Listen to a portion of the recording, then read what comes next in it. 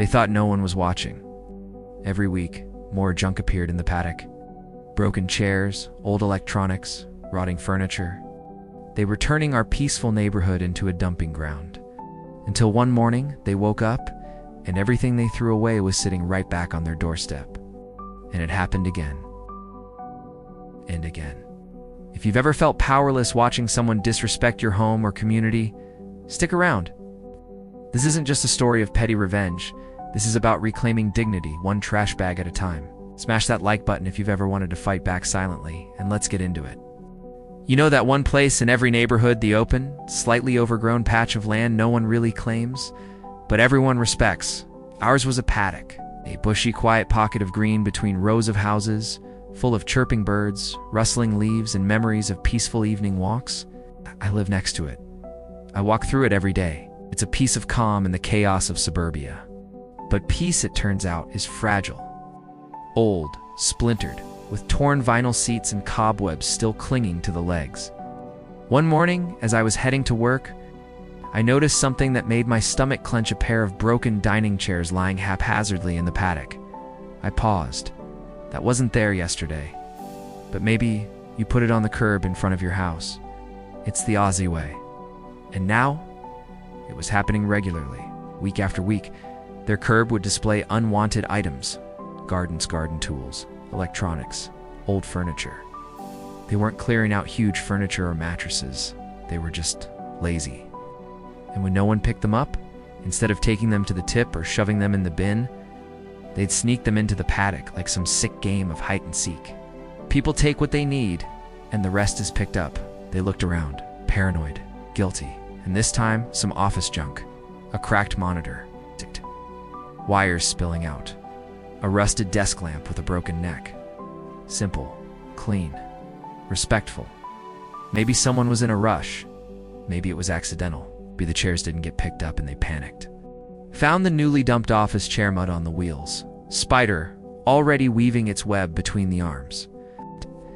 Walked it gently, respectfully, back to their curb. Right where they'd left it originally. After all, here in Australia, there's an unspoken rule. If you don't want something anymore. So I gave the benefit of the doubt. A milk crate full of old gardening tools. Same routine, same secretive disposal. But then, a couple weeks later, there it was again. Another chair, this one even more broken than the last. Again, it showed up after being on the curb. I returned it. That's when the knot in my chest turned into a burning pit of frustration. I knew who it was. Same house every time. It's just 2 doors down from mine. Only to see their unwanted trash waiting on their own curb. Again, maybe they suspected the council. Maybe a neighbor. Maybe each other. Worse still. Most of the stuff they dumped, plastic pots, toaster ovens, desk fans, would easily fit in their regular curbside bin. Every morning I walked by that paddock, it felt like a punch to the gut. Disrespect, pure and simple. Elegant.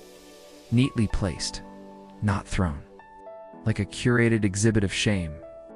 One evening, I caught a glimpse of them, husband and wife, dragging an office chair into the bush under the cover of dusk. They stopped, and yet they did it anyway. That night, as I lay in bed, staring at the ceiling, something inside me clicked. Sometimes awkwardly, sometimes forcefully, but they were dealing with it properly. I wasn't going to yell. I wasn't going to leave angry notes, no passive-aggressive confrontations, no public shaming, morning after morning, opening their front door to see their rejected garbage lovingly returned. I was going to be helpful. The next morning, before heading to work, I walked through the paddock. About quietly, methodically, reminding someone that shared spaces require shared respect, I picked it up. What's your favorite example of sweet, silent revenge? It sat there like a loyal dog waiting for its owner. That day I felt giddy. Not out of malice, out of justice. They dumped again 2 nights later. Next morning, crate, curb, return complete. Every time they dumped something, piece by piece, bag by bag. I made it look almost, and I never said a word. No one did. But the silence was loud. I imagined their faces that first morning, stepping out for a quiet coffee, and again, it must have thought they were haunted. It or cursed. But no matter how many times they tried to make it disappear, it came back. Like guilt. Like karma with a handle and wheels. I kept returning their waste for weeks. Each time they dumped, I watched, I waited, and I returned until one day. The paddock was clean. Days passed, then weeks, then months. And I saw something beautiful. They started jamming their trash into their own bins. The war was over. I had one. They never even knew who they were fighting. It was never about vengeance. Not really. It was about restoring the balance. And nothing brings me more joy than imagining the look on their faces. No yelling, no confrontation. It's just silent, poetic revenge. Sometimes, justice doesn't need a courtroom.